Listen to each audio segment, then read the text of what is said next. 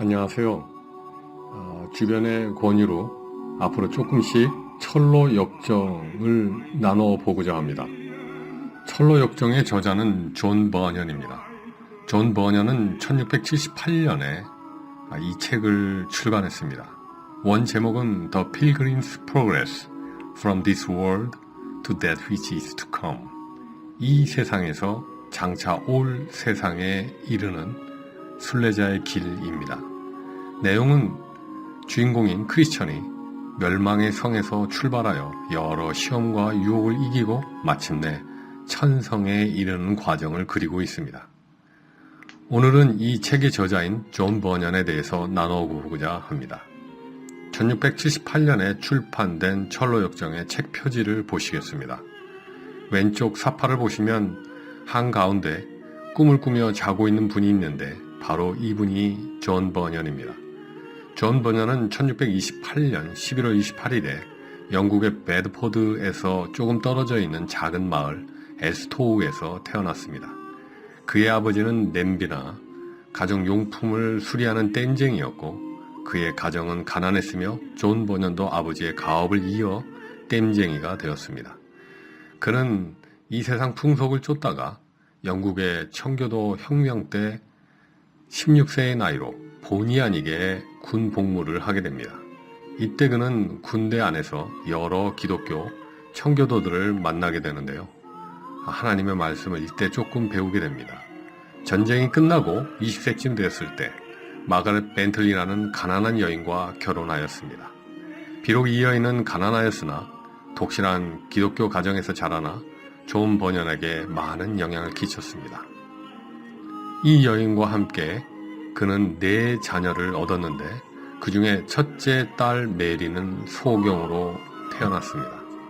그는 오랜 시간 자신의 억세고 비열한 성격을 극복하려고 했으나 잘 안 되었고 여러 어려움을 겪으면서 마음속 깊이 인생의 회의를 느끼게 됩니다. 인생이란 무엇인가?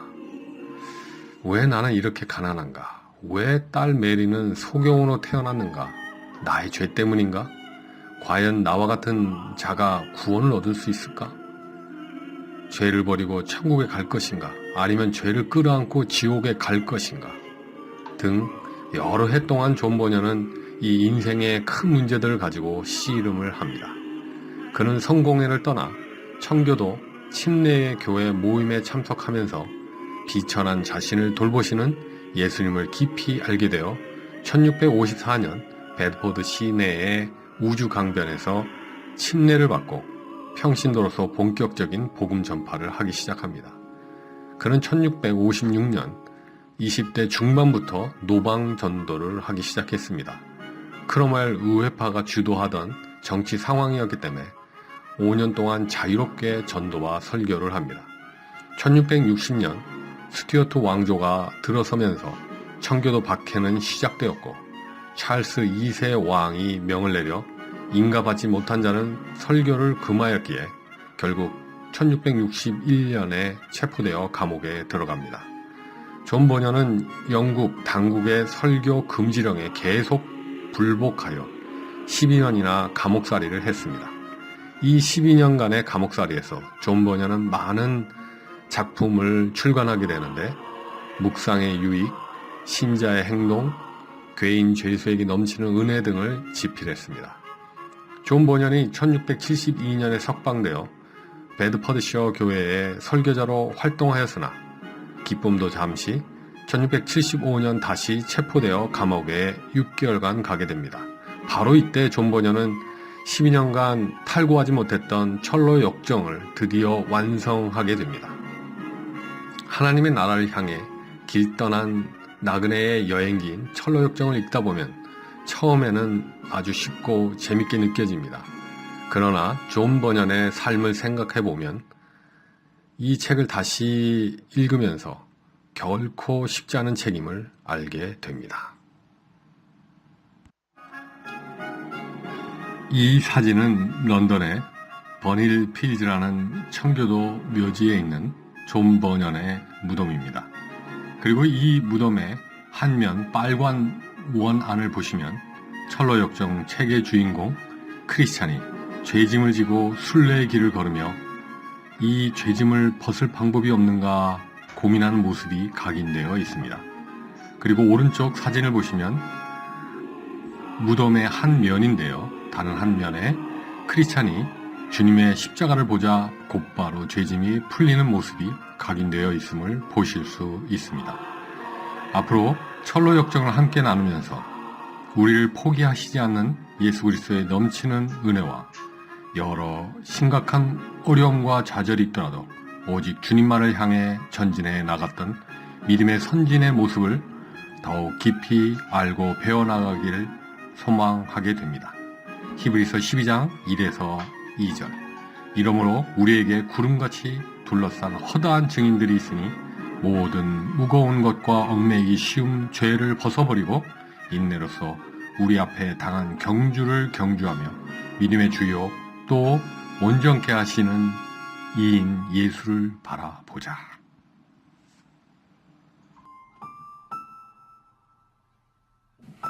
존 버녀는 1628년 가을에 영국 베드포드에 가까운 곳 엘스토우라는 작은 시골 마을에서 태어났습니다.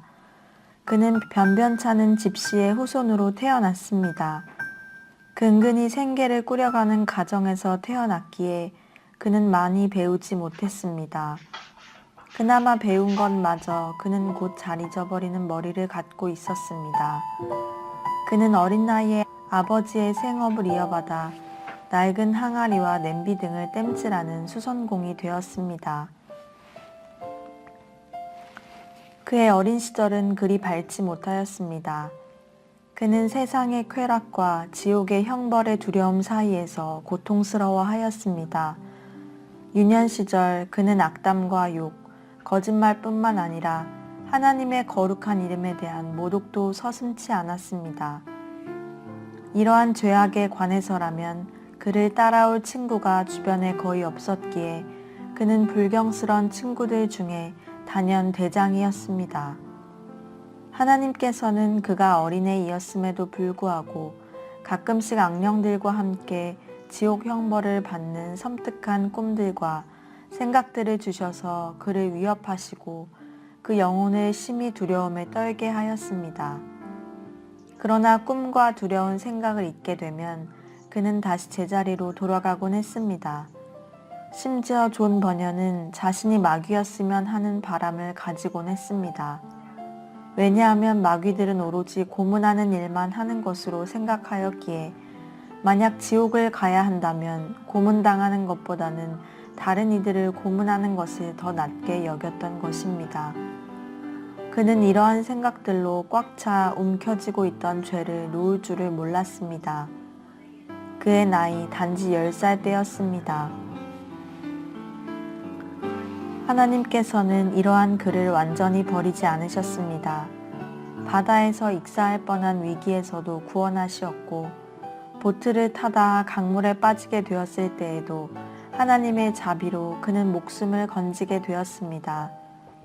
한 번은 우연히 지나다가 만난 살모사를 잡아 무모하게 독리를 뽑은 적도 있었습니다. 그러나 하나님은 이 모든 일에 자비를 베푸셔서 그의 목숨을 죽음에서 건져주셨습니다. 그가 16살이 되었을 때 그의 어머니는 세상을 떠났고 아버지는 그 해를 넘기지 않고 재혼을 했습니다. 아마도 이 일의 영향으로 존 버녀는 1642년부터 1651년까지 벌어졌던 왕과 의회 간의 종교 전쟁에 지원병으로 뛰어들게 되었습니다. 그는 전쟁에서 또 한 번 하나님의 크신 자비를 경험하게 되었습니다. 자신이 보초병으로 임명받아 포위 공격에 출전하게 되었는데 한 다른 병사가 와서 존 버년의 보초를 대신 서겠다는 것이었습니다. 그런데 그날 밤에 그 병사는 적군이 쏜 총탄에 머리를 맞고 죽었던 것이었습니다. 존 버년이 아직 그리스도의 원수로 있을 때에 그에게 베풀어 주신 하나님의 크신 자비 중에 하나이었던 것입니다. 1640년대가 다 지날 무렵 그의 나이 20살 때 복무를 마치고 돌아온 그는 고향인 엘스토우로 돌아와 곧바로 결혼을 하였습니다. 배우자는 경건하기로 소문난 아버지 밑에서 신앙교육을 받은 여인이었습니다. 이는 하나님께서 존 버년에게 내려주신 큰 자비였습니다. 이들 부부는 매우 가난하여 접시나 숟가락 같은 세간도 갖추지 못하였습니다. 그녀의 혼수 물품이라고는 자신의 아버지가 임종시 남기고 간 경건서적 2권 뿐이었습니다. 당시에는 이 2권의 책이 그에게 비참한 죄악상을 깨닫게 해주지는 못하였으나 내면에서는 그것들로 인해 자신의 죄된 삶을 청산하고 싶은 마음이 일어나게 하였습니다. 말하자면 하루에 2번씩 교회에서 예배를 드리고 더 나아가 신앙이 독실하다고 평판이 자자한 이름께나 있는 사람들과 예배를 드리고픈 마음이 일었던 것입니다. 그래서 교회에 나가 다른 이들처럼 매우 독실하게 성경을 소리내어 읽으며 찬송을 부르곤 했는데 그러는 와중에도 사악한 삶을 청산하지는 않았습니다. 게다가 미신숭배의 성향이 강하였던 그에게 교회는 또 다른 미신숭배의 거리를 만들어 주었습니다. 당시 존 버년은 교회의 강대상이나 목사들, 의상 그리고 예배 기물을 거룩한 그 무엇처럼 숭배하였습니다. 그리고 그렇게 함으로 자신이 복을 받을 줄로 여겨졌습니다. 그러나 존 버년은 교회 생활을 통해 설교 말씀을 듣고 비로소 자신의 죄악된 행실에 양심의 가책을 받기 시작하였습니다. 당시 존 버년의 교회의 목사는 안식일을 일 때문이든지 아니면 운동 때문이든지 이유를 불문하고 그것을 범하는 죄악을 주제로 설교를 하였습니다. 그런데 공교롭게도 존 버년은 신앙을 가지고 있으면서도 온갖 죄된 행위들의 스릴을 느꼈는데 그것도 특히 안식일의 그런 활동들 속에서 위로와 즐거움을 찾았습니다. 그러나 그는 난생 처음으로 죄책감이 뭔지를 알게 되었습니다. 예전에는 설교를 듣는 것에 부담이 없었으나 이제는 달랐습니다. 양심에 심한 압박을 받았고 설교를 다 듣고 난 후면 심한 영적 부담을 느끼며 집으로 돌아오곤 하였습니다. 이것으로 인해 그는 자신이 즐기던 세상 일락을 잠시나마 끊을 수 있게 되었습니다. 그러나 오래가지는 않았습니다.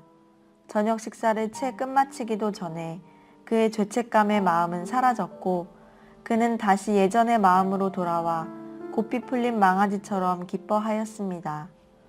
그리하여 저녁 식사를 배부르게 해치우고 나면 이전에 즐기던 오락과 재밌거리로 돌아가고 말았습니다. 밖으로 나가 존 버년은 자치기를 하고 놀았습니다. 그런데 그것을 한 번 날리고 2번째 날리려고 내리치는 순간 갑자기 하늘에서 한 목소리가 화살처럼 날아들어와 그의 혼에 박히었습니다. 내 죄들을 떠나 천국으로 가겠느냐? 아니면 그 죄들을 그대로 가지고 있다가 지옥으로 가겠느냐? 이에 대경실색한 그는 쥐고 있던 막대기를 땅바닥에 놔두고 하늘을 올려다 보았습니다. 마치 존 버년의 불경스런 행실에 걸맞는 어떤 끔찍한 형벌을 받을 준비를 하라고 위협하시며 내려다보시는 예수님의 준엄한 모습이 보이는 듯 했습니다. 일이 이렇게 되자 존 버년은 극도로 비참한 죄인이 되었고 그리스도마저 자신을 사하여 주실 것이라 믿지 못하였기에 이제 천국은 고대하기 글렀다는 결론에 붙들렸습니다. 그러자 그의 영혼에는 절망감이 밀려왔고 자신에게 남은 것은 저주밖에 없다는 생각이 들었고 이제 자신이 할 수 있는 것이라곤 차라리 죄를 많이 짓고 저주를 받는 것이 죄를 적게 짓고 저주를 받는 것보다 나을 것이라는 생각에 사로잡혔습니다. 존 버년은 교회에서 종치는 일을 하였습니다. 하지만 그는 양심이 민감해지면서 자신이 종을 치는 것이 허영심에 의한 것이 아닌가 생각되었습니다. 그래서 그는 더 이상 종치는 일을 하지 못하였습니다. 자신의 행실을 고치지 않고서는 오히려 외식적인 신앙으로 종을 치다가 벌을 받아 종이 머리에 떨어져 맞을 것이라는 두려움이 그를 사로잡았습니다. 이전에 존 버년은 춤을 즐기는 악습을 갖고 있었습니다. 그는 그것을 포기하는데 꼬박 1년이라는 시간이 걸렸습니다. 악습을 행하면서도 그는 스스로 올바른 신앙생활을 하고 있다고 생각하였습니다. 심지어 십계명을 들으면서 자신이 말과 행실을 잘 지킨다고 생각하여 마음에 큰 평안을 누리기도 하였고, 영국에서 자기만큼 하나님을 기쁘시게 하는 사람이 없을 것이라고 생각하였습니다. 실로 예수 그리스도를 모르는 불쌍한 죄인이요 눈먼 자였던 것입니다. 그런데 당시 영국에는 렌터즈라는 신앙의 무리가 있었습니다. 이들은 극단적인 종파 사람들로서 자신을 자유자로 여겨 스스로를 온갖 타락한 행실 속에 방임하였습니다. 이들은 음란을 즐기며 하나님의 존재나 영적인 존재를 부인하고 올바른 충고를 비웃는 무리였습니다. 존 버녀는 자신이 렌터즈의 길에 들어서지 아니할까 경계하였습니다. 자신이 렌터즈들과 같은 행실을 하던 사람이라고 생각하며 지푸라기라도 잡을 심정으로 주님이 허락하신 말씀을 간절히 붙들고자 하였습니다. 그러던 중에 잡힌 말씀은 로마서 9장 16절이었습니다. 그러므로 원하는 자에 의해서도 아니요 달리는 자에 의해서도 아니며 오직 자비를 베푸시는 하나님에 의해서니라. 이 말씀이 오히려 그의 마음속에 의문을 남겼습니다. 아무리 고민하고 애쓸지라도 자신이 하나님 백성이 되는데 할 수 있는 일이 아무것도 없었던 것이었습니다. 그러던 중 다시 번연을 붙잡은 말씀은 시편 34편 4절 말씀이었습니다. 내가 주를 찾았더니 그가 나를 들으시고 내 모든 두려움에서 나를 건지셨도다. 이제 번연의 마음에 하나님께 나아가고자 하는 소망이 생겼습니다. 번연은 말씀을 주신 하나님을 송축하였습니다. 그의 얼굴에 빛이 나기 시작하였습니다. 존 번연의 싸움은 불신과의 싸움이었습니다. 많은 의심이 산 너머 산처럼 그를 공격해 왔습니다. 그때마다 번연은 절박한 심정으로 말씀 속에서 진리를 찾고자 몸부림쳤으며 하나님께선 그에게 굳건한 진리로 무장시켜 주셨습니다. 한 번은 하나님의 말씀 전체에 관한 의심이 그에게 들어왔습니다. 하나님과 그리스도는 참으로 존재하는가? 성경의 모든 내용은 교묘하게 꾸며낸 이야기가 아닌가? 기독교에서 성경을 사용하듯이 다른 종교에서도 자신들의 종교가 진리임을 증명하는 경전들을 갖고 있지 않은가? 이 모든 의문이 신성모독처럼 생각되면서도 끝없이 솟아나왔습니다. 이에 대해 반론을 펴고 사도 바울의 입을 빌려 반박하고자 애를 썼습니다. 그러나 도리어 바울도 역시 안개에 가려진 교활한 남자이기에 그가 강력한 미혹으로 다른 이들을 속여먹는 일에 몰두했을 뿐만 아니라 고통과 고난을 사서 얻으면서까지 동료들을 망치고 파멸시키려고 했을 수도 있지 않은가 라는 반문이 고개를 드는 것이었습니다. 이렇게 시험을 당하는 동안에 번연의 마음속에는 돌연 저주와 욕설을 퍼붓고 싶거나 하나님과 예수님 그리고 성경에 대하여 심한 말을 하고자 하는 것을 깨달았습니다. 이에 존 번연은 자신이 마귀에게 사로잡힌 것이라고 생각하였습니다. 불신 때문에 자기 안에 사랑이나 감사, 평안 등 어떠한 은혜로운 성품도 존재하지 않음을 깨달았습니다. 번연은 이 일로 아주 깊은 절망의 심연으로 가라앉게 되었습니다. 이와 같은 현상은 하나님을 사랑하는 이들 가운데 찾아볼 수 없는 것이라고 결론을 내렸기 때문입니다. 그러던 중 다시 그를 사로잡은 말씀은 이사야 57장 20절로 21절 말씀이었습니다. 그러나 악인은 요동하는 바다와 같으니 안정하지 못할 때 물결이 진흙과 오물을 솟구쳐 내게 하는 바다 같도다. 악인에게는 화평이 없다고 나의 하나님께서 말씀하시느니라. 이 말씀은 그의 영혼을 갈기갈기 찢어 놓았습니다. 그리고 그의 마음은 극도로 완악해졌습니다. 이러한 시험이 1년 동안 지속되었기에 존 번연은 고통을 겪으며 그리스도인의 성모에 임해야 했습니다. 이 시기에 하나님의 말씀을 듣는다는 것은 거의 불가능하였습니다. 경청하다 보면 불결함과 모독과 절망감이 지금이 바로 기회라는 듯 번연을 포로로 만들기 일쑤였습니다. 기도 생활에도 큰 곤란이 있었습니다. 원수 마귀는 번연의 기도 시간 내내 이제 그만해, 빨리 좀 하란 말이야, 이 정도면 됐으니까 더 이상 꾸물거리지 말고 일어나란 말이야, 끊임없이 속삭이며 사악한 생각으로 이끌고 갔습니다. 그러나 마귀의 참소에도 불구하고 번연은 포기할 수 없었습니다. 하나님의 자비를 얻기 위하여 씨름하며 믿음을 저버리지 않고 싸움을 계속해 나갔습니다. 하나님께서 존 번연에게 계속해서 주신 은혜의 말씀들은 다음과 같습니다. 내가 확신하노니 사망이나 생명이나 천사들이나 우리를 그리스도 예수 우리 주 안에 있는 하나님의 사랑에서 떼어놓을 수 없으리라. 내 아버지여, 아버지께서는 나의 젊을 때부터 인도자가 되었나이다. 하나님께서 죄를 알지도 못하는 그를 우리를 위하여 죄로 삼으신 것은 우리로 하여금 그 안에서 하나님의 의가 되게 하려 하심이라. 그렇다면 이런 일에 대하여 우리가 무슨 말을 하리요? 하나님께서 우리를 위하신다면 누가 우리를 대적하리요? 이는 내가 살고 너희도 살겠음이라. 그러나 위로의 말씀들은 마치 베드로에게 임하였던 보자기처럼 갑자기 쑥 하늘로 다시 올라가 버리는 것이었습니다.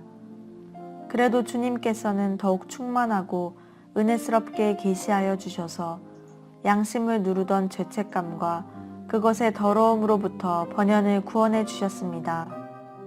어느 날 마음의 사악함과 불경스러움에 관해 이리저리 생각하고 자신 안에 도사리고 있는 하나님을 향한 적개심을 숙고하며 시골길을 걷고 있을 때였습니다. 골로새서 1장 20절의 말씀이 떠올랐습니다. 그의 십자가의 보혈을 통하여 화평을 이루고 번연은 자신이 예수님의 보혈을 통해 하나님과 더불어 친구가 된다는 것을 거듭 깨닫게 되었습니다. 그리고 한 번은 집안 난로가에 앉아 자신의 비참함을 골똘히 생각하고 있을 때 주님께서 또 하나의 소중한 말씀을 주셨습니다. 자녀들이 피와 살에 참여하는 자인 것 같이 그 역시 같은 모양으로 동일한 것을 참여하신 것은 자신의 죽음을 통하여 죽음의 세력을 가진 자, 곧 마귀를 멸망시키시며 또 죽음을 두려움으로 평생을 노예로 속박되어 있는 자들을 놓아주려 함이니라. 존 번연은 말씀들의 영광에 너무도 압도되어 비탄과 근심이 아닌 확고한 기쁨과 평안으로 압도되어 그곳에 앉은 채 몇 번이고 실신해 버릴 것 같았습니다. 말씀을 통해서 그의 영혼은 다시 일어났습니다. 말씀으로 인한 믿음과 불신과의 싸움을 통하여 존 번연은 귀한 진리를 깨닫게 되었습니다. 그것은 하나님의 아들의 성육신의 진리, 십자가의 대속의 진리, 부활 승천과 세상을 심판하기 위해 하늘로부터 임하실 재림의 진리였습니다. 전에도 이 복음을 몰랐던 것은 아니었습니다.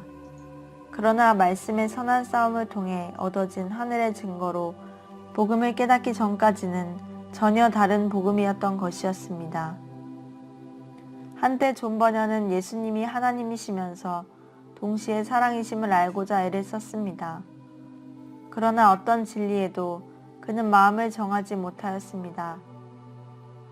결국 하나님의 자비로 하나님의 말씀이 그에게 임하였습니다. 내가 또 보니 보좌와 내 생물과 장로들 사이에 어린 양이 섰는데 일찍 죽임을 당한 것 같더라. 7뿔과 7눈이 있으니 이 눈은 온 땅에 보내심을 입은 하나님의 7영이더라. 존 번연은 이 말씀을 통해서 보좌 한가운데란 예수님의 신성을 부인하는 것이요 장로들 가운데 서신 것이란 예수님의 인성을 알 수 있었습니다. 또 다른 성경 구절도 이러한 면에서 그의 이해를 도와주었습니다. 이는 한 아이가 우리에게 낳고 한 아들을 우리에게 주신 바 되었는데 그 어깨에는 정사를 메었고 그 이름은 기묘자라 모사라 전능하신 하나님이라 영존하시는 아버지라 평강의 왕이라 할 것임이라. 그분에게는 아기로 아들로 우리에게 주신 바 인성이 있고 기묘자요 모사요 전능하신 하나님이라 영존하시는 아버지라 신성도 분명히 있는 것이었습니다. 존 버년의 강조점은 바로 이것이었습니다.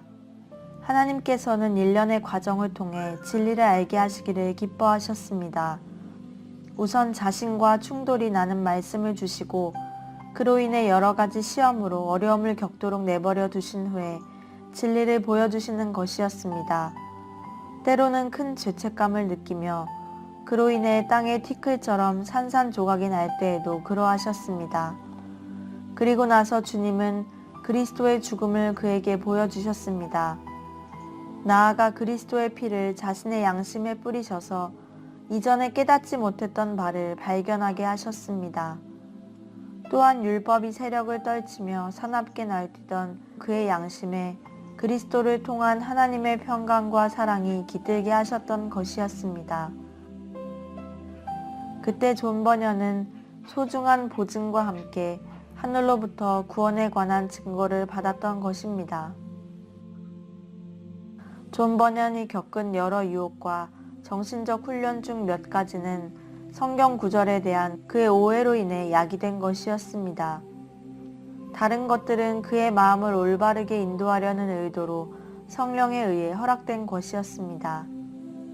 그런데 버년은 그가 겪은 고통스러운 과정을 통해서 특히 시험당하는 자들을 돕고 고통당하는 자들을 위로할 수 있는 자질을 부여받게 되었습니다.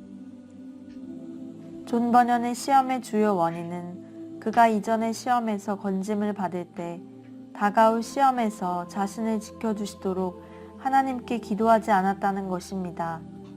실제로 존 버년은 시련이 그를 사로잡기 전에 많은 기도를 드렸습니다. 그러나 그 기도는 기껏해야 현재의 어려움에서 벗어나게 해달라거나 그리스도의 사랑을 새롭게 발견할 수 있게 해달라는 기도였습니다. 나중에야 비로소 그는 자신의 기도가 충분치 않다는 것을 알았습니다. 존 버년은 크신 하나님께서 자신에게 찾아올 악한 자로부터 자신을 지켜주기를 기도해야만 했던 것이었습니다. 그러나 존 버년은 이러한 기도를 드리지 않았고 따라서 죄의 타락에 방치될 수밖에 없었습니다. 예수님께서 시험에 들지 않게 기도하라고 하신 말씀처럼 살지 못하였던 것이었습니다. 존 버년은 여러 해를 슬픔으로 보낸 후에 비로소 자신의 태만함을 깨달았습니다. 자신이 겪은 여러 가지 시험을 통해 형제들이 경계의 교훈을 얻기를 원했습니다. 비록 시험을 통해 오랜 세월을 고통 속에서 보내야만 했지만 시험이 그에게 주는 유익은 무척이나 대단한 것이었습니다. 시험으로 인해 존 버년은 자신의 영혼 가운데 하나님의 축복과 영광을 소유하게 되었습니다. 이전에는 그의 영혼은 불신앙과 불경과 확실성에 관한 의문들 때문에 혼란스러웠습니다. 하나님의 말씀은 천국의 열쇠라고 생각하였습니다.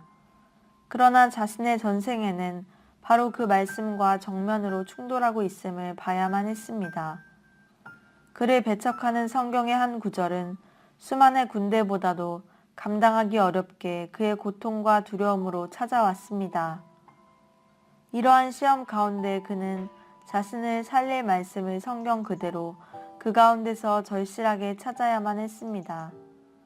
마치 벼랑 끝에 매달린 불쌍한 사람처럼 언약의 말씀이 존 버년의 마음에 이르렀을 때 그 마음을 무시하던 이전의 어리석은 행실에서 상당히 벗어나게 되었습니다. 물론 말씀의 약속들로부터 나오는 위로와 단맛은 얻을 수 없었고 오직 피해 복수자만이 자신을 뒤쫓고 있을 뿐이었습니다. 존 버년은 그러면서 어떠한 말씀이라도 받아들이되 아무 두려움 없이, 아무 제한 없이 한음절 한음절 그대로 받아들이게 되었습니다. 이것은 놀라운 축복의 통로의 첫 징조와도 같은 것이었습니다. 존 버녀는 비록 죄책감이 강하게 드러나게 되더라도 그리스도가 계신 곳으로 나아갔습니다. 그곳에는 가장 큰 죄인이 되어버린 자신과 십자가의 그리스도와 그리스도 안에 밝히 보이신 하나님의 사랑이 함께 어우러져 있었습니다. 말씀에 목이 가랬고 말씀에 의해 시험의 도가니 속에 던져졌던 존 버년. 그는 비로소 오랜 영적 투쟁 가운데 말씀 안에서 솟구쳐 나오는 오아시스를 발견하였습니다. 존 버년은 불법 집회와 불법 설교라는 죄목과 영국 국교회의 국가적 예배를 따르지 않았다는 죄목으로 기소되었습니다. 특별한 재판도 받지 못하고 종신형을 선고받았습니다. 그 후 12년의 긴 세월을 옥고로 보내야만 했습니다. 투옥 생활은 그에게 고통과 은혜의 시간들이었습니다. 존 버녀는 투옥 전에도 훌륭한 설교자였습니다. 그러나 투옥 후에는 더욱 놀라운 설교자가 되었습니다. 그의 설교에는 놀라운 확신과 세상이 탐복할 명철이 깃들여 있었습니다. 투옥 전에 그는 용사와 같은 사람이었습니다. 그러나 투옥 후 그는 연약한 자를 용사로 만드는 사람이 되었습니다. 실로 투옥 생활은 그의 전생에 있어서 가장 놀랍게 말씀이 그에게 살아 역사한 시기였습니다. 존 버녀는 감옥에서 자신의 죄를 용서받고 다른 세계에서 예수님과 자신이 함께 있는 멋진 광경을 보았습니다. 존 버녀는 감옥에 오기 전에 이미 어떤 일이 도래할지를 알았습니다. 따라서 특히 두 가지의 생각에 열중하였습니다. 첫 번째 생각은 감옥에서 자신의 몫으로 주어질 죽음에 어떻게 직면할 수 있을까 하는 것이었습니다. 이러한 생각에 대해 다음의 성경 구절은 그에게 많은 것을 가르쳐 주었습니다. 그 영광의 힘을 쫓아 모든 능력으로 능하게 하시며 기쁨으로 모든 견딤과 오래 참음에 이르게. 이 말씀이 그의 마음속에 깊이 들어왔습니다. 만일 그가 오랜 고난을 겪어야 한다면, 특히 기쁨으로 그 고난을 감수해야 한다면 오래 참아야 한다는 것을 알게 되었습니다. 그는 이전보다 더 철저히 기도를 드렸습니다. 하나님께서 허락하신 환경 가운데 인내의 말씀을 지킬 수 있기를 기도했습니다. 우리 마음에 사형 선고를 받은 줄 알았으니 이는 우리로 자기를 의뢰하지 말고 오직 죽은 자를 다시 살리시는 하나님만 의뢰하게 하심이라. 이 말씀에 의해서 그는 만일 합당하게 고난을 받고자 한다면 이 세상에 속한 모든 것, 심지어 자기 자신과 아내와 자녀와 건강과 자신이 즐기는 것에 대한 사형 선고를 먼저 통과해야 한다는 것을 깨달았습니다. 그리고 모든 것은 자신에 대하여 죽은 것으로 여겼습니다. 또한 자기 자신을 그 모든 것에 대하여 죽은 자로 여겨야 한다는 것을 깨달았습니다. 두 번째는 바울이 다른 곳에서 말한 바와 같이 보이지 않는 하나님의 도움을 받아 사는 것이었습니다.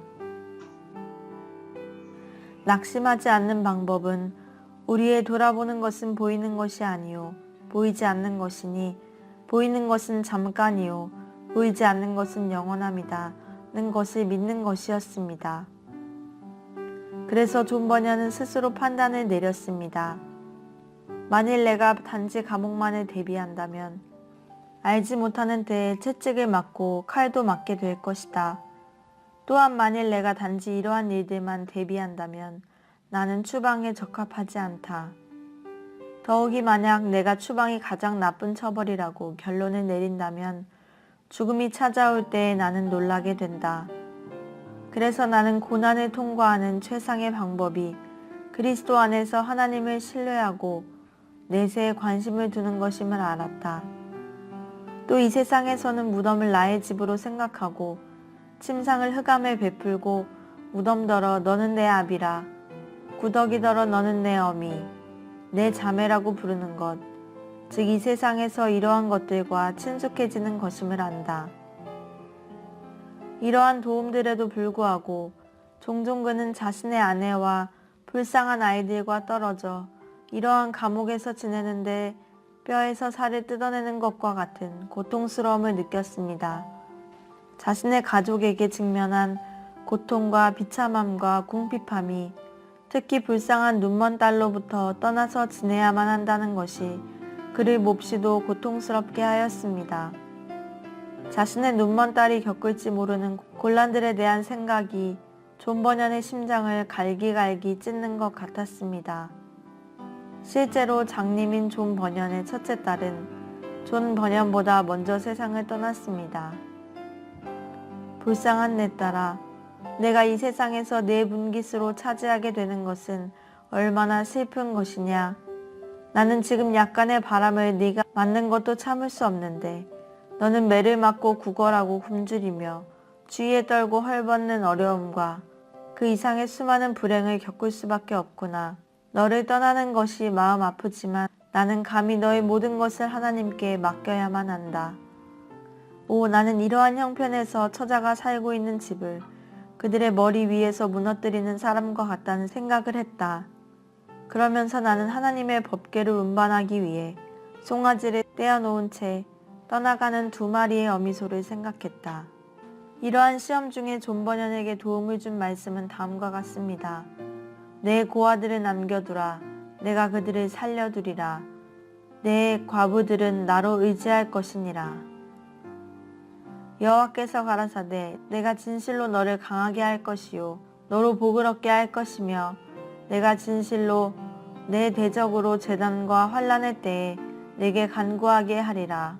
존 버년은 투옥 생활을 통해 마음속에서 7가지 혐오할 만한 것들을 발견하였습니다. 1. 불신앙으로 기울어지는 것. 2. 그리스도께서 보여주신 사랑과 자비를 갑자기 잊어버리는 것. 3. 율법적인 행위에 의지하는 것. 4. 종잡을 수 없고 냉랭한 기도. 5. 내가 기도하는 기도 제목을 주목하는 일을 잊는 것. 6. 내게 더 이상 아무것도 없다고 불평하고 있는 것을 남용하는 것. 7. 내가 하나님께서 명하신 일들을 아무것도 할 수 없다는 것과 오히려 나의 부패한 본성이 주저넘게 나서는 것 이었습니다. 이 7가지로 인해 고통당하고 억눌림을 받으나 하나님의 지혜는 이것들로 존 버년에게 유익을 갖다 주었습니다. 1. 이것들은 자신을 혐오하게 만들어준다. 2. 이것들로 인해 자신의 마음을 의뢰하지 않게 된다. 3. 이것들 때문에 모든 인간적인 일과 충분치 못하다는 사실을 확신케 된다. 4. 이것들은 나에게 나아가야 할 필요성을 보여준다. 5. 이것들로 인해 하나님께 기도하게 된다. 6. 이것들은 나에게 내가 깨어있어 근신해야 할 필요성을 깨우쳐준다. 7. 그리스도를 통하여 하나님께서 자신을 도우사 세상을 사랑하게 해달라고 기도할 마음을 불러일으킨다. 존 버년은 죄수의 몸으로 12년의 옥고를 치른 끝에 풀려났습니다. 풀려난 직후 그는 그의 가장 탁월한 작품인 철로역정을 출판하였습니다. 철로역정은 풍유적이며 꾸밈없는 단순한 언어로 신자의 경험의 모든 단계를 회심부터 영화의 단계까지 묘사한 탁월한 경건서적입니다. 거의 모든 유럽의 현대어로 번역되었습니다. 또한 이 작품은 성경 다음으로 세계에서 가장 널리 읽히는 책 가운데 하나가 되었습니다. 그의 남은 여생 16년은 뛰어난 설교가로 예수님을 증거하는 일에 전력하였습니다. 그리고 존 버년은 자신의 작품인 철로역정의 기독도가 장망성을 떠나 영원한 도성인 새 예루살렘으로 들어가듯이 그의 영혼을 가장 자비로우신 예수님의 손에 맡겼습니다.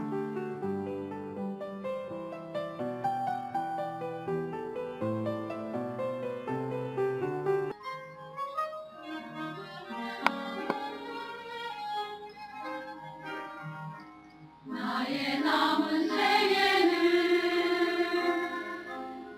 복음의 편지 되어 살리라.